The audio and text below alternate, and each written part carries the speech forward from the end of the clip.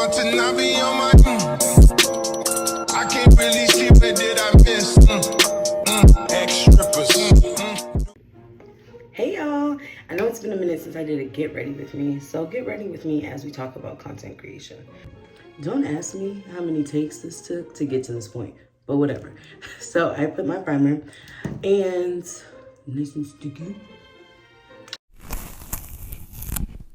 Okay, so in my journey of content creation, and I'm saying this as somebody that is definitely on the climb of it, right? I'm trying to get to the point where I can get paid off the joint. So things I've noticed in taking it serious and being dedicated to really doing the damn thing. I'm gonna use my e.l.f. I don't know, y'all. I've been using this setting spray. I'm going crazy, you hear me? But some things I've noticed is that strangers are going to hype you up more than your friends and family. Now, I'm not saying that to be shady or throw shots. I'm just saying that's just what I've experienced and realized. People that do not know you in real life are more likely to hype you up. And so I would like to say I have this one girl on TikTok. I don't know her name, God forgive me, but she is so sweet. Every time I post something, she hypes me up.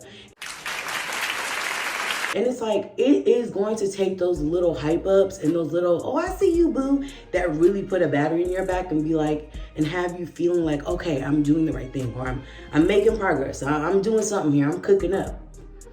Something else I've learned is that you have to be consistent. And for me, if you are somebody that has followed my podcast from season 1, I have struggled with consistency. It's a real thing. I am not somebody that can sit there and post and repost reels and things of that nature. That leads me to my third point of be willing to look cringy. And what I mean by that is repost that shit on your story, post that shit on your reel, post it on Facebook, post it wherever you need to post to get you those numbers. But I was shy about it. I was ooh, I don't want to seem like I'm thirsty. Be thirsty, because the only way to really make shit shake for yourself is if you're promoting yourself. Nobody else gonna want to fuck with you if you don't fuck with yourself. Okay, that brings me to my next point, which is don't be afraid to create content because you think there are so many podcasters, or there's so many YouTubers, or there's so many beauty bloggers or food bloggers or whatever the case may be. This goes back to what I said. You are you, honey bunches. You're different. You are bringing something different to the vibe. When I feel like I am quote unquote in a world where there's so many people that do what I do, I think of this. If Rihanna was to think the way we're thinking or talking about right now, we wouldn't have Fenty Beauty, right?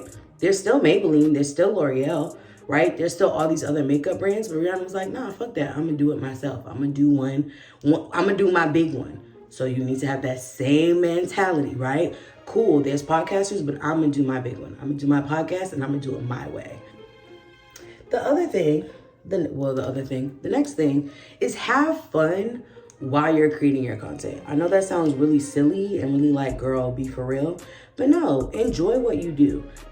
I feel this goes without saying, but put effort into what you're producing and pushing out.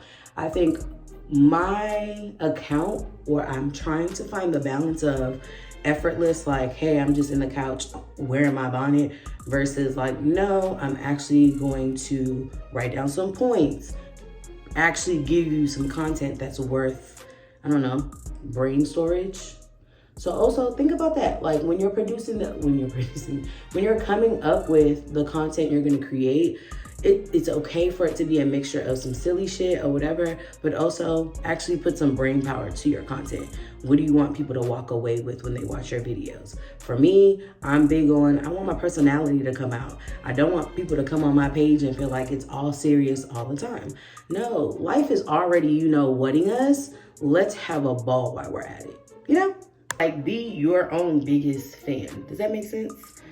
I literally was on YouTube the other day and it was oh, you got 2,000 views or whatever on a YouTube short. Keep in mind, YouTube short, I'm not really I'm not really on that. Like, I literally just be posting videos I have in my camera roll, and I'm like, yeah, we're just about to let this do what it do. That's the other thing too.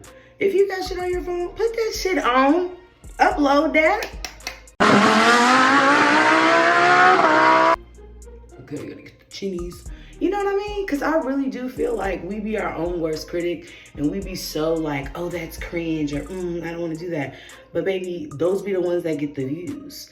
Another pet peeve, well, it's not a pet peeve. I call everything my pet peeve.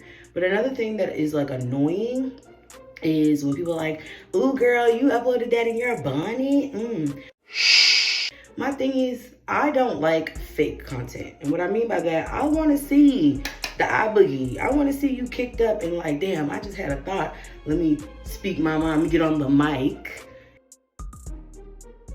and speak it, because everybody could be feeling it. And not everybody wakes up, glammed up, good to go, ready to take on the day. Like, we gotta be for real if we're gonna be anything. You know what I mean?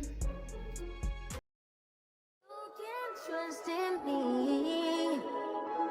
I can't, you said I can't trust in you.